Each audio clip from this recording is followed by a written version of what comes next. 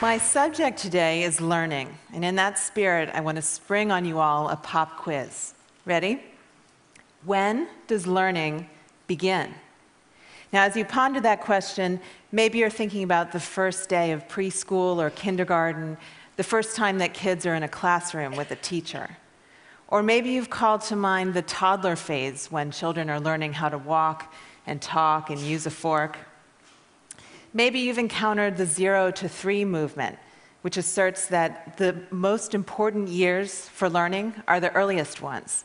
And so your answer to my question would be, learning begins at birth.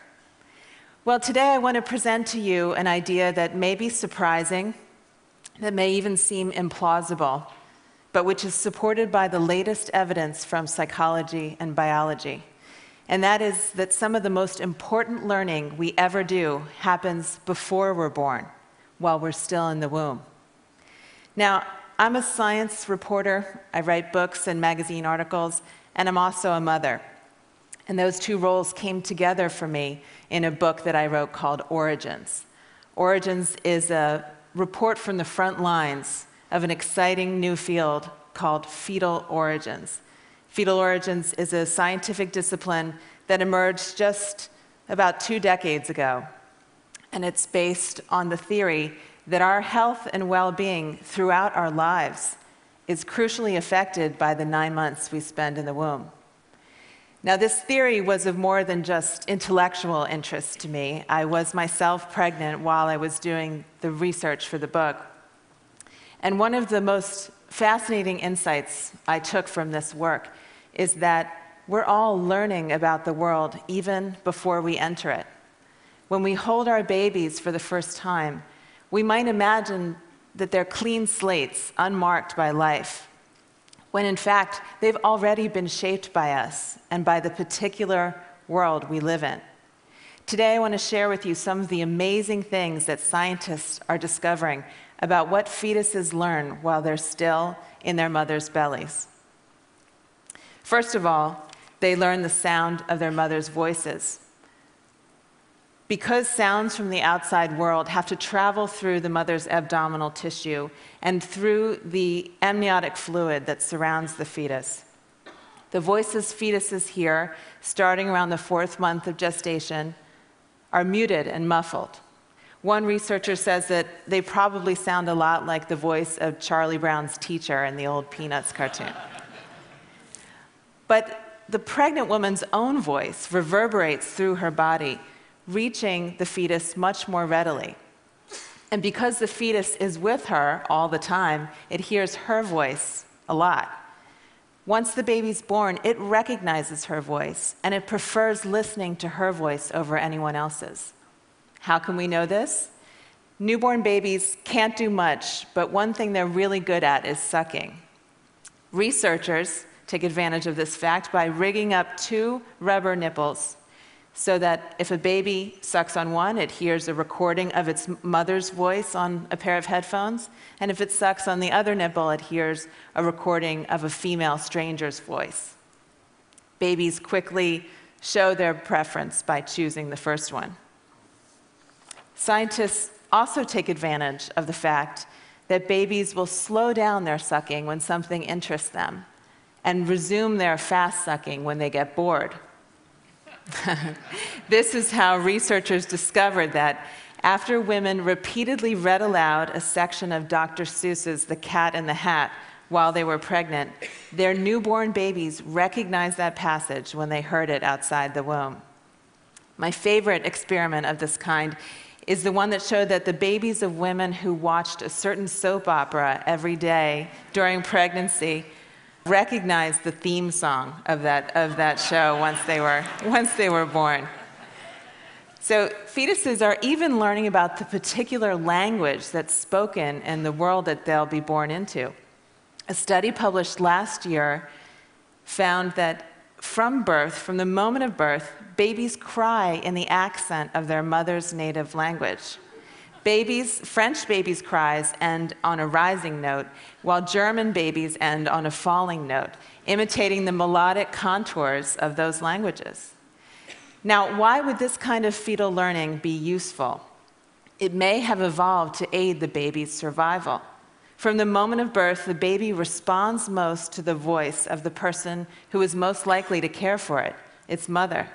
It even makes its cries sound like the mother's language, which may further endear the baby to the mother, and which may give the baby a head start in the critical task of learning how to understand and speak its native language. But it's not just sounds that fetuses are learning about in utero, it's also tastes and smells.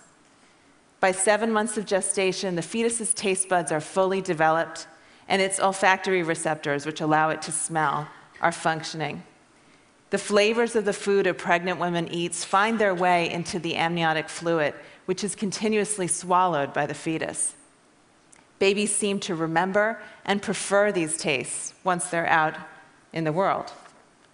In one experiment, a group of pregnant women was asked to drink a lot of carrot juice during their 3rd trimester of pregnancy, while another group of pregnant women, drank only water. 6 months later, the women's infants were offered cereal mixed with carrot juice, and their facial expressions were observed while they ate it. The offspring of the carrot juice drinking women ate more carrot-flavored cereal, and from the looks of it, they seemed to enjoy it more. A sort of French version of this experiment was carried out in Dijon, France, where researchers found that mothers who consumed food and drink flavored with licorice-flavored anise during pregnancy showed a preference for anise on their 1st day of life, and again when they were tested later on their 4th day of life. Babies whose mothers did not eat anise during pregnancy showed a reaction that translated roughly as yuck. What this means is that fetuses are effectively being taught by their mothers about what is safe and good to eat. Fetuses are also being taught about the particular culture that they'll be joining through one of culture's most powerful expressions, which is food. They're being introduced to the characteristic flavors and spices of their culture's cuisine even before birth. Now, it turns out that fetuses are learning even bigger lessons.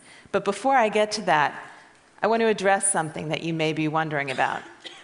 The notion of fetal learning may conjure up for you attempts to enrich the fetus, like playing Mozart through headphones placed on a pregnant belly. But actually, the 9-month-long process of molding and shaping that goes on in the womb is a lot more visceral and consequential than that. Much of what a pregnant woman encounters in her daily life, the air she breathes, the food and drink she consumes, the chemicals she's exposed to, even the emotions she feels, are shared in some fashion with her fetus. They make up a mix of influences as individual and idiosyncratic as the woman herself. The fetus incorporates these offerings into its own body, makes them part of its flesh and blood. And often it does something more. It treats these maternal contributions as information, as what I like to call biological postcards from the world outside. So what a fetus is learning about in utero is not Mozart's magic flute, but answers to questions much more critical to its survival. Will it be born into a world of abundance or scarcity? Will it be safe and protected, or will it face constant dangers and threats? Will it live a long, fruitful life or a short, harried one? The pregnant woman's diet and stress level, in particular, provide important clues to prevailing conditions, like a finger lifted to the wind. The resulting tuning and tweaking of a fetus's brain and other organs are part of what give us humans our enormous flexibility, our ability to thrive in a huge variety of environments, from the country to the city, from the tundra to the desert. To conclude, I want to tell you 2 stories about how mothers teach their children about the world even before they're born. In the autumn of 1944, the darkest days of World War II, German troops blockaded Western Holland, turning away all shipments of food. The opening of the Nazis' siege was followed by one of the harshest winters in decades, so cold the water in the canals froze solid. Soon food became scarce, with many Dutch surviving on just 500 calories a day. a quarter of what they consumed before the war. As weeks of deprivation stretched into months, some resorted to eating tulip bulbs. By the beginning of May, the nation's carefully rationed food reserve was completely exhausted. The specter of mass starvation loomed. And then, on May 5th, 1945, the siege came to a sudden end when Holland was liberated by the Allies. The hunger winter, as it came to be known, killed some 10,000 people and weakened thousands more. But there was another population that was affected, the 40,000 fetuses in utero during the siege. Some of the effects of malnutrition during pregnancy were immediately apparent in higher rates of stillbirths, birth defects, low birth weights, and infant mortality. But others wouldn't be discovered for many years. Decades after the hunger winter, researchers documented that people whose mothers were pregnant during the siege have more obesity, more diabetes, and more heart disease in later life than individuals who were gestated under normal conditions. These individuals' prenatal experience of starvation seems to have changed their bodies in myriad ways. They have higher blood pressure, poorer cholesterol profiles, and reduced glucose tolerance, a precursor of diabetes. Why would undernutrition in the womb result in disease later? One explanation is that fetuses are making the best of a bad situation. When food is scarce, they divert nutrients towards the really critical organ, the brain, and away from other organs like the heart and liver. This keeps the fetus alive in the short term, but the bill comes due later on in life when those other organs, deprived early on, become more susceptible to disease. But that may not be all that's going on. It seems that fetuses are taking cues from the intrauterine environment and tailoring their physiology accordingly. They're preparing themselves for the kind of world they will encounter on the other side of the womb. The fetus adjusts its metabolism and other physiological processes in anticipation of the environment that awaits it. And the basis of the fetus's prediction is what its mother eats. The meals a pregnant woman consumes constitute a kind of story, a fairy tale of abundance or a grim chronicle of deprivation. This story imparts information that the fetus uses to organize its body and its systems, an adaptation to prevailing circumstances that facilitates its future survival. Faced with severely limited resources, a smaller-sized child with reduced energy requirements will, in fact, have a better chance of living to adulthood. The real trouble comes when pregnant women are, in a sense, unreliable narrators, when fetuses are led to expect a world of scarcity and are born instead into a world of plenty. This is what happened to the children of the Dutch hunger winter, and their higher rates of obesity, diabetes, and heart disease are the result. Bodies that were built to hang on to every calorie found themselves swimming in the superfluous calories of the post-war Western diet. The world they had learned about while in utero was not the same as the world into which they were born. Here's another story. At 8:46 a.m. on September 11th, 2001, there were tens of thousands of people in the vicinity of the World Trade Center in New York. Commuters spilling off trains, waitresses setting tables for the morning rush, brokers already working the phones on Wall Street. 1,700 of these people were pregnant women.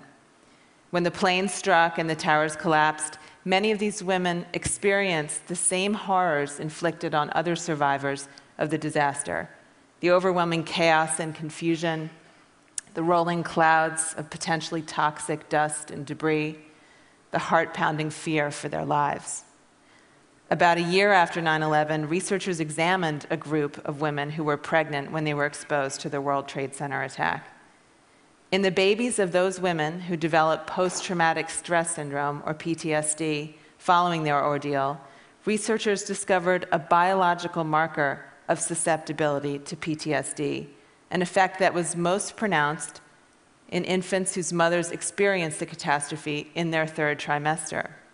In other words, the mothers with post-traumatic stress syndrome had passed on a vulnerability to the condition to their children while they were still in utero. Now consider this. Post-traumatic stress syndrome appears to be a reaction to stress gone very wrong, causing its victims tremendous unnecessary suffering. But there's another way of thinking about PTSD. What looks like pathology to us may actually be a useful adaptation in some circumstances. In a particularly dangerous environment, the characteristic manifestations of PTSD, a hyper-awareness of one's surroundings, a quick trigger response to danger, could save someone's life. The notion that the prenatal transmission of PTSD risk is adaptive is still speculative, but I find it rather poignant. It would mean that even before birth, mothers are warning their children that it's a wild world out there, telling them, be careful. Let me be clear, fetal origins research is not about blaming women for what happens during pregnancy.